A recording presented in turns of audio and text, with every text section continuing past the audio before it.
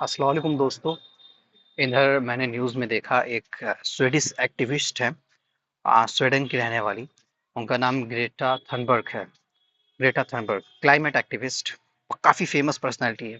पूरी दुनिया में उसका नाम नाम फैला हुआ है।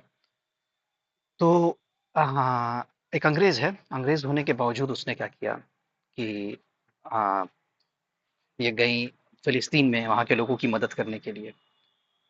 तो इससे मैं सोचता हूँ कि आप खुद सोचें कि कौन ऐसा मुसलमान है जो बड़ा फेमस हो इनकी तरह।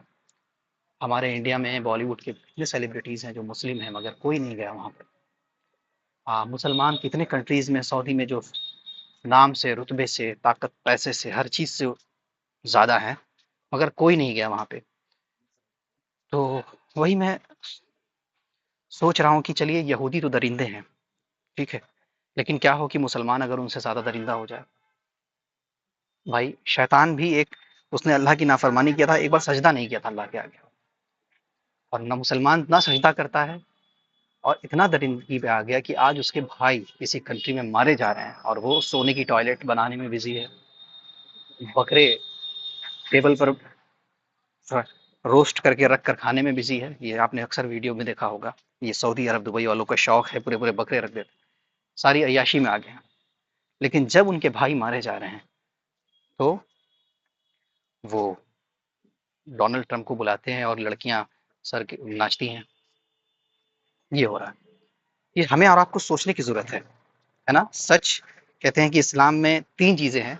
अल्लाह के नबी सल्लल्लाहु ताला अलैहि वसल्लम फरमाते हैं कि तीन चीजें हैं कि अगर बुरा हो रहा हो, सबसे बेहतर है कि बुरे को रोक दो। जैसे आज फिलिस्तीन में लड़ाई हो रही है, तो हमारा सबका फर्ज सबसे बेहतर ये था कि हमको रोकना चाहिए था, अपनी जान इसको कुर्बान करनी चाहिए थी। सबसे बेहतर ये था। फिर आपने दूसरा मकाम फरमाया कि दूसरा मकाम ये है इसका कि उसको गलत कहो, नहीं लड़ सकते हो, नहीं उसके खिलाफ जा सकते हो, तो गलत कहो कम से कम कि गलत हो रहा है। अगर वो भी नहीं कर सकते हो, सबसे हल्का मकाम है जो सबसे लो दर्जे का, सबसे लो दर्जे का जो स्टेज है वो ये कि उसको दिल में गलत मानो। ठीक है ना?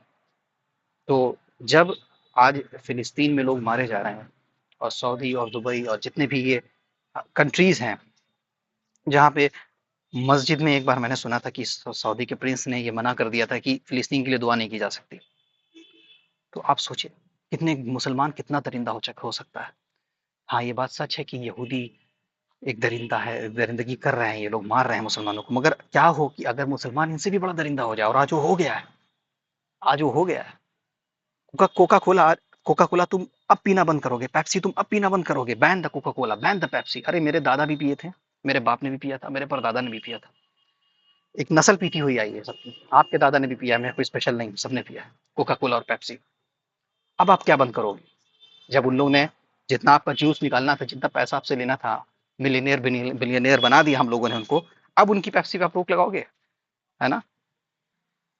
इंसान वो होता है जो गलती करने के बाद सुधर जाए। चलिए, कोका कोला आपने पिया, आपने देखा कि इन्होंने बर्बाद कर दिया, कोका कोला बनाने वालों ने सब कुछ मुसलमान को ही बर्बाद कर दिया। लेकिन फिर भी हम पैंट शर्ट और छोटे छोटी लड़कियां, हमारे कौम की लड़कियां छोटे कपड़े और फेसबुक व्हाट्सएप पे दुनिया भर के गलत काम करना। तो वही बात है कि इंसान वो है जो गलती करने के बाद सुधरे, गधा वो है जो गलती करने के बाद भी ना सुधरे। आज भी वही चीज कॉमन है हम लोगों के बीच में। सबसे ज्यादा मैंने एक बार देखा था कि आंकड़ा जो एडल्ट वीडियोस का है वो पाकिस्तान में देखा जा रहा है सबसे ज्यादा। दुनिया में सबसे ज्यादा इंडिया और पाकिस्तान ही देखते हैं। तो कितना सुधरने की जरूरत है सोचिए। आज अगर मुसलमान के साथ गलत हो रहा है, इसमें सबसे बड़ा हाथ मुसलमान का है। चलिए, इंशाल्लाह फिर आपसे बात होगी किसी वीडियो में। इंशाल्लाह अल्लाह से दुआ करूंगा कि हम सब अच्छे बने, हम सब ध्यान दें कि हम क्या गलत कर रहे हैं और अपने आप को सुधारें। अस्सलाम वालेकुम।